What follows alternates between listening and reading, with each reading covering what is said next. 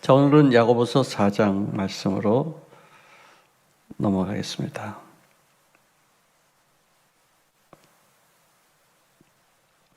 4장 1절부터 12절까지 한번 한 목소리로 읽겠습니다. 시작. 너희 중에 싸움이 어디로부터 다툼이 어디로부터 나느냐? 너희 지체 중에서 싸우는 정욕으로부터 나는 것이 아니냐? 너희는 욕심을 내어도 얻지 못하여 살인하며 시기하여도 능히 취하지 못함으로 다투고 싸우는도다.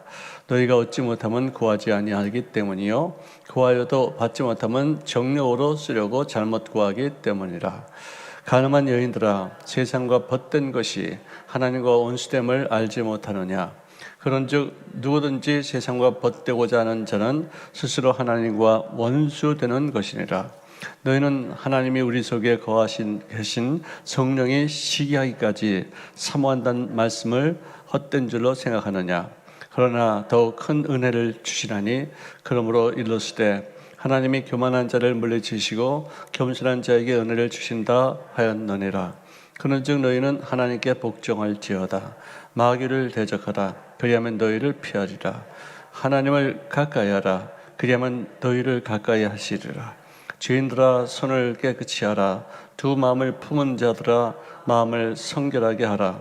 슬퍼하며 애통하며 울지어다. 너희 웃음을 애통으로, 너희 즐거움을 근심으로 바꿀지어다. 주 앞에서 낮추어라. 그리하면 주께서 너희를 높이시리라. 형제들아, 서로 비방하지 말라. 형제를 비방하는 자나 형제를 판단하는 자는 곧 율법을 비방하고 율법을 판단하는 것이라. 네가 만일 율법을 판단하면 율법의 주령자가 아니요 재판관이로다. 입법자와 재판관은 오직 한 분이시니 능히 구원하기도 하시며 멸하기도 하시느니라. 너는 누구에게 이웃을 판단하느냐? 네, 이 야고보서 4장엔 많은 질문이 나옵니다. 네가 스스로 한번 판단해봐라. 네가 스스로 한번 생각해봐라. 무엇이 옳고 무엇이 다른가? 무엇이 맞는가? 틀린가? 이런 거를 좀 생각해봐라. 그래서 계속해서 질문을 던지는 내용들이 많이 있습니다. 1절에 보니까 너희 중에 다툼이 어디로부터 나는지 아느냐? 너희 중에 싸움이 어디로부터 나는지 너희들이 아느냐? 너희 지체 중에서 싸우는 정욕으로부터 나는 것이 아니냐? 이 세 가지 질문이 바바바바바바. 싸움과 이 다툼은 영어로 말하면 fights and quarrel. fights는 막 이렇게 주먹으로 막 싸우는 것이 fights고, quarrel은 논쟁하고 막 이런 말로 하는 것을 이렇게 말해주고 있죠. 근데 이것이 전쟁으로까지 이게 비교가 될 정도로 심각하게 얘기해요. 전쟁. 너희 속에 있는 정욕, 너희 속에 있는 정욕으로 인해서 생기는 그런 쟁투다. 전쟁이다. battle. 그렇게까지 얘기하고 있어요. 또 이 battle은 어떤 전투라고 말할 수 있지만 나중에는 war, 그죠? 전쟁까지 이렇게 나가게 돼요. 다툼의 시작은 굉장히 미미합니다. 근데 그게 점점 더 커지고 걷잡을 수 없을 만큼 엄청난 그런 사건으로 발단이 되겠죠. 여기서 이렇게 말하는 것은 첫째로 이 싸움은 세상 사람과 더불어 우리가 싸우는 것도 아니고 세상 사람들과 세상 사람들끼리 서로 싸우는 것도 아니라 교회 안에서 신자들끼리 어떻게 이런 싸움이 있을 수 있겠느냐고서 던지는 질문들이에요. 신자는 신자다. 믿는 사람들이다. 예수 믿는 사람들이다. 어떻게 세상 사람들이 하는 그 짓거리를 교회에서 할 수 있겠느냐. 근데 그 싸움은 바로 욕심 때문에, 시기심 때문에 생긴다는 것이죠. 카인이 자기 동생을 죽였던 이유도 이기심과 시기심, 이것이 있었어요. 이기심, 시기심. 자기만 생각하는 것. 왜 동생이 하나님 앞에 인정받고 나는 무시당했느냐? 좀 더 깊이 생각한다면은 동생은 인정받고 내가 무시당한 이유가 무엇인가를 생각하고서 그것을 배울 수 있는 마음이 돼야 되는데 지금 나타나는 그 현상만 갖고서 자기가 스스로 판단해서 저놈은 나한테 죽어야지만 된다 하는 그런 미움과 시기심으로까지 발전하게 되는 것입니다. 자, 이 다툼의 원인은 바로 시기심과 미움이다. 교회 안에서 세상 욕심과 정욕으로 다투지 말지어다. 이게 오늘 이 말씀의 어떤 내용이죠. 저도 여러 교회를 다니면서 문제가 뭐냐, 항상 어려운 교회, 쪼개진 교회, 서로 나뉜 교회, 서로 좀 수습이 안 되는 그런 교회, 저는 그런 데 주로 많이 다녔었어요. 해결사로. 많이 나는 어떤 곳에는 여자들이 이 목사님 방을 여기 위에 이렇게 칸막이를 쳐가지고 방을 만드는데 이 위로 타고 넘어 들어오는 것도 봤어요. 정말 무섭더라고요. 교회가 서로 사랑할 때는 참 아름답지만 미워하기 시작하면 세상보다 더 무서워요. 왜? 교회는 마귀의 역사가 더 강하게 있기 때문에. 세상은요, 그냥 마귀가 갖고 있으니까 그냥 지가 그냥 갖고 놀아요. 근데 여기서는 마귀가 직접적으로 역사를 해야지만 교회가 파괴되겠다 싶어서 마귀가 끼어들어가지고 그 일들 서로 나뉘게 하고 서로 다투게 하면 정말 무섭고 추워요. 항상 그런 분들 우리가 봉착할 수 있다는 생각에 항상 다툼이 일어나지 않게끔, 또 다툼이 일어날 조짐이 있으면 재빨리 그것을 이렇게 수습할 수 있는 어떤 그런 분야를 이렇게 잠깐만 일을 해야 되는데, 감정에 치우치면은 또 그 감정을 잠깐만 건드리는 속살거리는 그런 귀신이 있기 때문에 한없이 분열이 생기고 아주 증오심을 갖고 교회가 쪼개지고 나뉘고. 어느 발을 씻기는 교회가 있었대요. 목사님도 새 가족들 오면 발 씻기고, 또 직분자들도 또 성도님들을 발 씻기면서 섬기는 어떤 그런 교회가 있어서 참 아름다운 교회였는데, 언젠가는 이 발을 씻길 때 왼발부터 하느냐 오른발부터 하느냐, 왼발부터 씻기고 그 다음에 오른발 씻기냐, 아니다, 오른발부터 씻기고 왼발 씻기자. 그것으로 나눠져 가지고 왼발 교회가 있고 오른발 교회 있고, 또 하나는 야 어떠면 어쩌냐 그래서 세 개의 교회로 나눠졌대요. 캐나다에서 있었던 일이래요. 이게 진짜 싫어해요. Church of left foot, Church of right foot. 그래서 그냥 두 발 다 동시에 이렇게 씻으면 된다. 아무렇게나 씻어도 된다. 사소한 건데, 여러분들 우리 한국에 교단이 나누는 것도 장로교회는 300개의 교단이 있대요. 다 조그만 사소한 그런 차이를 주장하기 때문에 그게 뭘 이렇게 대수해요? 근데 자기 정욕, 자기 힘을 가시기 위해서, 자기 어떤 사람들을 모으기 위해서, 머리가 되기 위해서. 여러분들 한번 머리가 되면은요, 절대로 꼬리가 안 됩니다. 구역장님 시켜도 나홀라 구역장을 시키면 그것으로 끝나야지, 그것을 뭉쳐가지고 여기서 또 다른 구역장을 갖다 하나 시켜? 못 견뎌요. 사람의 본능이 그래요. 내가 해보니까. 왜? 난 구역장인데 왜 이 사람이 구역장이 돼가지고 내가 밑에 있어야 되느냐. 나도 머리자. 그렇게 되더라고요. 그래서 참 그런 부분은 우리가 조심해야 될 부분이다, 이렇게 생각이 들고요. 자, 너희가 얻지 못하면 구하지 않았기 때문이다. 이 말의 뜻은 뭐냐면은, 두드려라, 열릴 것이다. 찾으면 찾을 것이고 너희가 구하면 구할 것이다. 즉 다시 말해서 기도해라 이거예요. 기도와 행동을 같이 하라. 그러면 얻게 되는데, 너희들은 그것도 하지 않고서 생기기만 바란다. 그런데 구하여도 받지 못하는 이유는 뭐냐? 구하는 그 동기가 잘못되었고, 그 구한 것을 얻었을 때 네가 어떤 모습으로 할 것을 주님이 아시기 때문에, 얘 이거 줬다가는 큰일 나겠다, 얘한테 1억 원을 줬다가는 망치겠구나, 보호하는 차원에서 안 주시는 경우도 있어요. 없어서 망하는 사람보다도 너무 많아서 망하는 사람들이 더 많아. 그래요. 그래서 하나님께서 벌 주실 때는 우리가 요새 신문도 보잖아요. 자격이 없는 사람에게 큰 직분을 주거나 다룰 수 없는 사람에게 큰 돈을 주는 거예요. 그럼 그것 때문에 다 망해요. 다 추풍 낙엽으로 떨어져요. 모르지 자기는. 왜 나한테 이런 큰 직분을 주다니. 그런데 조금 지나 보니까 그것 때문에 망해요. 조심해야 돼요. 그래서 내가 항상 하는 말이 복권에 당첨되면 어떻게 하라고? 네, 그 한 말이 그거예요. 1억 원 정도 되는 건 괜찮아요. 11조 1,000만 원 하나님 앞에 내고서 그냥 9천만 원 잘 쓰시면 되는데 1억 원 이상 되는 것들 한 뭐 2억 원, 5억 원, 10억 원 그런 거 당첨되면은 저기도 노원 가보니까 거기 그냥 줄이 쫙 서있어. 저 뭔가 했더니 거기서 복권을 사면은 당첨 확률이 커지는 곳이래요. 많이 살면 살수록 거기 당첨 확률이 커지는 거예요. 어느 아무데나 거기서 또 줄 쫙 쓰면 거기서 많이 또 이렇게 당첨되는 거예요. 확률이죠.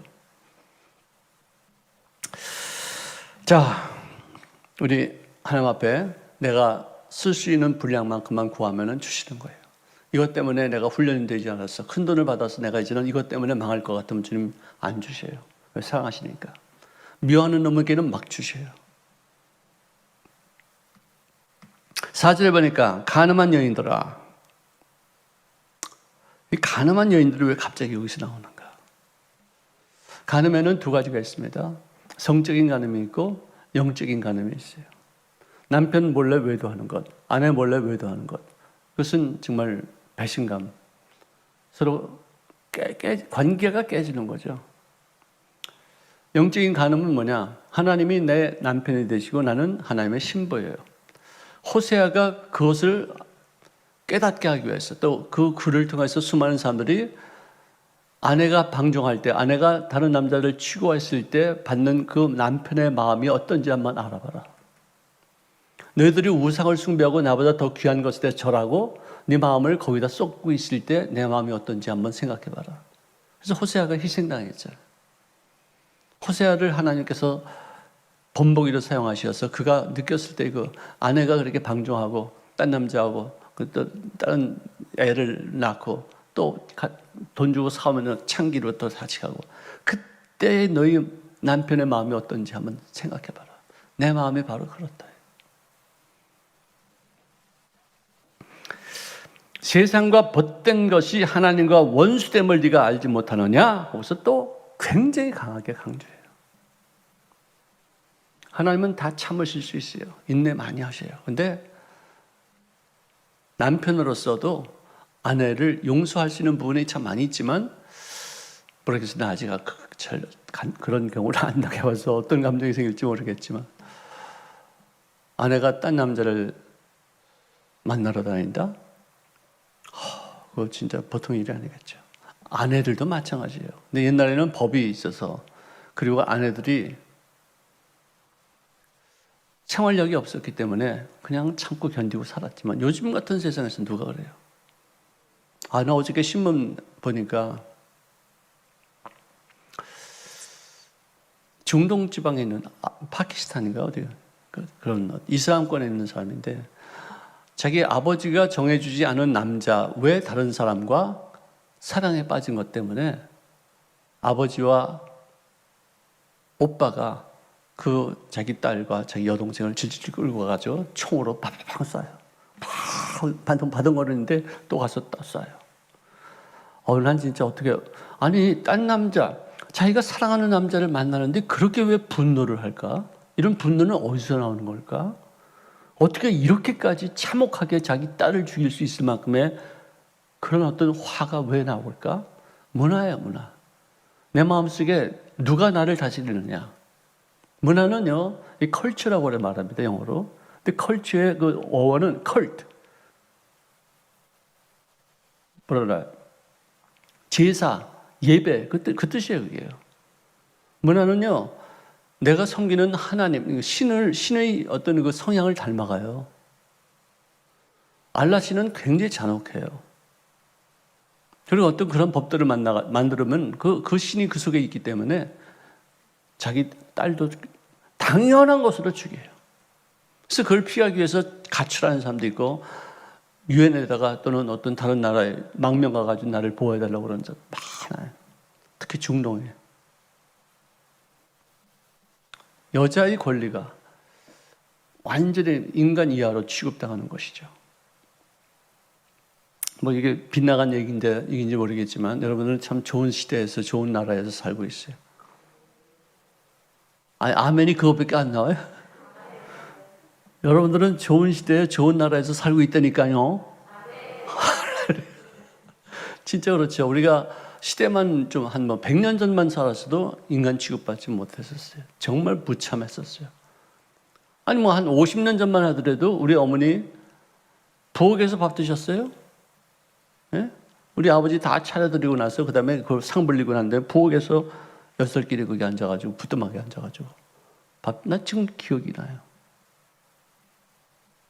세상이 참 많이 바뀌었고 좋아졌는데 또 너무 또 갑자기 나가니까 여자들이 너무 또 드세져가지고 이제는 남자들이 부엌에서 밥 먹어야 될 그런 상황이 된 것 같아요.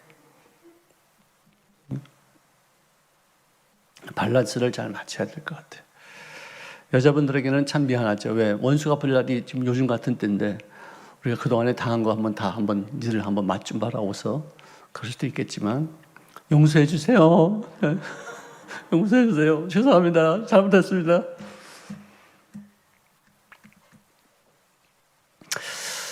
오절에 보니까 너희는 하나님이 우리 속에 거하게 하신 성령이 시기하기까지 사모한다는 말씀을 했던 중. 이 말의 뜻은 뭐냐면은 하나님이 우리를 질투하시고 시기하시는 것은 나를 너무나도 사랑하기 때문에 긍정적인 시기죠. 누구에게 뺏기고 싶지 않은 그런 시기심. 뭐 집착하는 것이 아니라 그만큼 당신이 나를 건지기 위해서 십자가에서 못 박아서 생명을 바쳐서 그 엄청난 처절한 그 고통을 겪고서 값주고 산 그 사람이 내 마음을 조금만해도 알아줘야 되는데 그렇지 못할 때 그 마음속에 나를 사모하는 마음이 시기심으로까지 표현하면서 하나님께서 그렇게 마음을 드신다는 것이죠. 하지만 이런 시기심이 시기하기까지 사모한다는 어떤 그런 말씀이 있지만 그러나 중요한 것은 뭐냐? 그분은 큰 은혜를 주시는 분이시다. 교만한 자는 물리치고 겸손한 자에게 베푸시는 은혜가 막강하게 크다. 이 뜻이에요.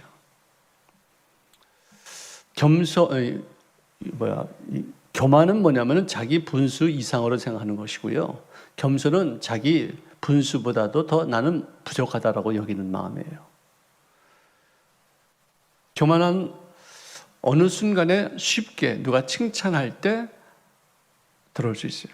근데 어떤 면에서 자존감이 약한 사람들은 다행인 것은 뭐냐면 그 사람은 교만하지 않아요. 누가 칭찬해도 저 사람이 나를 몰라서 저렇게 칭찬하는 것이지.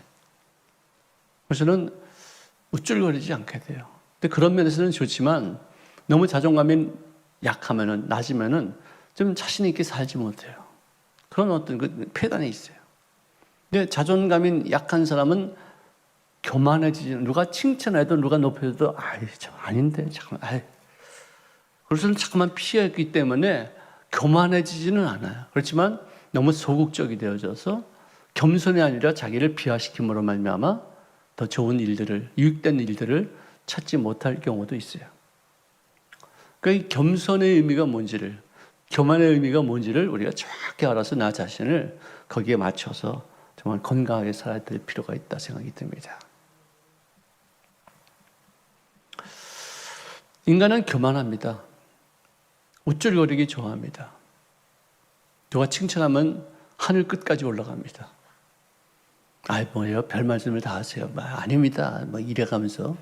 이게 개뿔이 아니야? 그냥 지속은 되게 좋아하면서. 아닙니다. 그게 아닙니다. 그렇게 하지 말라고 그랬지, 내가 칭찬하면은 뭐라고 그러라고요? 우리 노 장로님, 멋있습니다. 정말 요새 잘, 얼굴을 3번씩 닦으시는 것 같아요. 얼굴에서 광채가 막 나십니다. 그러면은 뭐라고 해요? 감사합니다. 그 다음에요? 더 노력하겠습니다.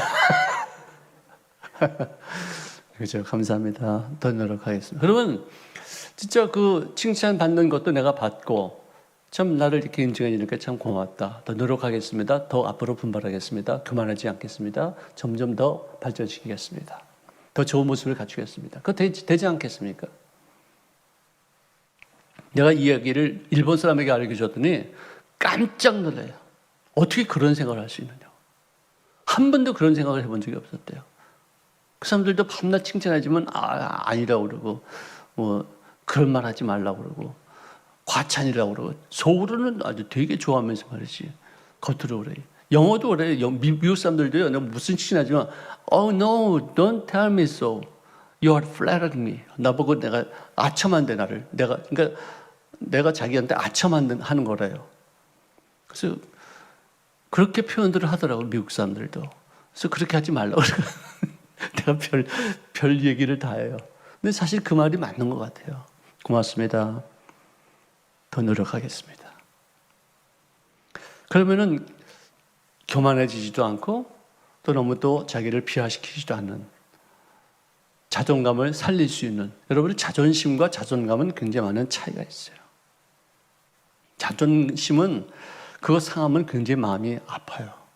자존감은 자존심을 상해도 나는 존귀한 존재야. 나는 사랑받고 있어. 네가 욕한다고 내가 잘못되지 않아. 자식아. 이러고서 자기를 귀히 여기는 그런 마음 굉장히 중요하다고 생각합니다. 자, 그런즉 하나님께 제일 먼저 복종해야지 네가 마귀를 대적할 수 있다.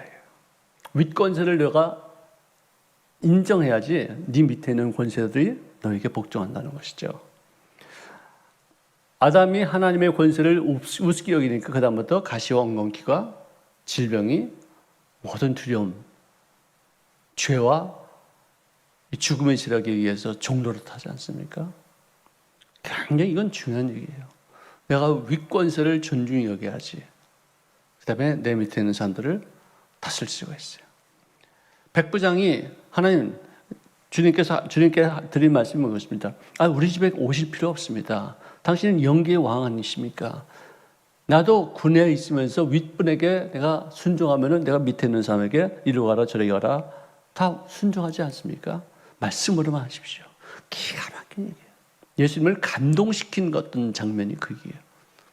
예수님이 감동받으신 경우가 두 가지가 있다니까. 첫째는 당신이 당신이 살아왔던 그 동네, 나사렛 동네에 갔을 때 사람들이 그를 무시하는 걸 보고서 이상하다. 뭐 이런 일이 있을까? 왜 나를 이렇게 무시하지? 그래서 거기서는 병자들을 많이 고치지를 못했대요. 하나님도 인정받는 곳에서 역사하시는 거예요. 그래서는 그러니까 믿음이 있을 사람들이 믿음이 없는 걸 보고서 하나님이 주님께서 이상하게 여기고 이 로마 이 백부장은 믿음이 없는 이방인인데 어떻게 나에 대한 믿음이 어떻게 있을 수 있겠는가? 이상하게 감동받으신 거예요.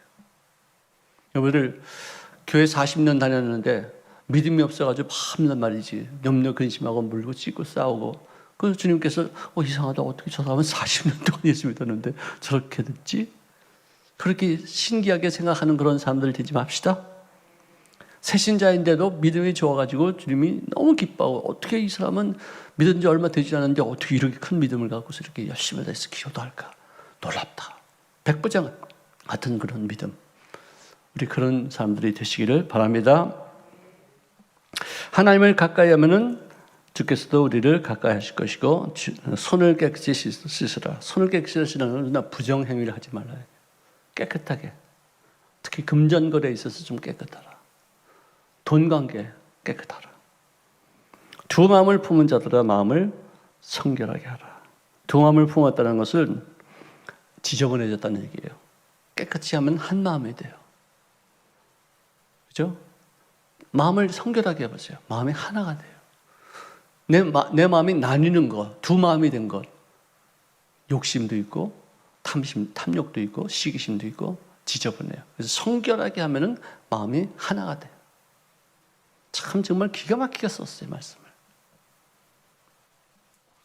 슬퍼하며 애통하며 울지어다. 너희 웃음을 애통으로 너희 즐거움을 근심으로 바꿀지어다.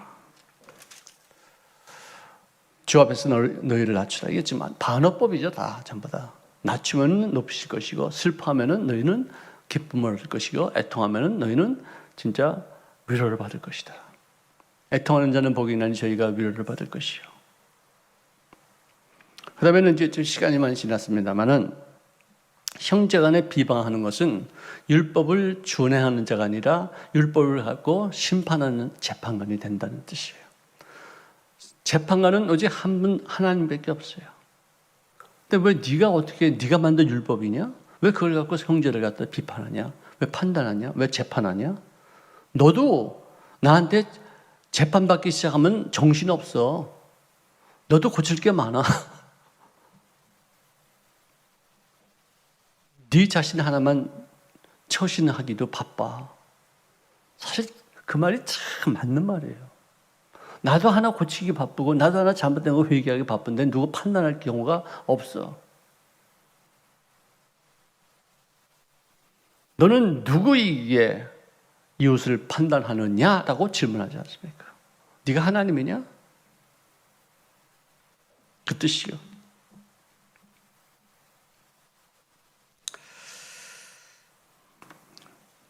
여기까지 공부하시겠습니다. 오늘 참 굉장히 귀한 말씀, 특히 어떻게 이런 말씀이 참 기록되어 있는지, 교회 안에서의 우리들의 어떤 자세를 잘 살펴서 여기에 걸리지 않은 우리들이 될 수 있기를 바랍니다. 자, 우리